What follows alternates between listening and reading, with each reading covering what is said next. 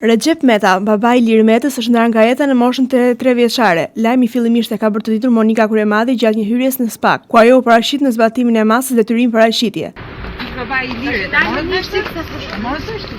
i Ilirit, prandaj jam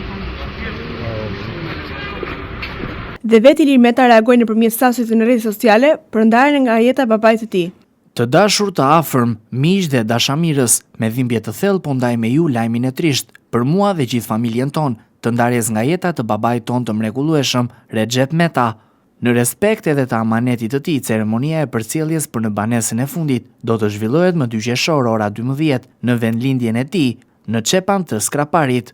Ndërkohë për të gjithë miq dhe dashamirësit, familja do të bëjë pritjen e ngushëllimeve në datën 3 qershor në Tiranë. Vendin dhe orën e saktë do t'ju komunikojmë në vijim.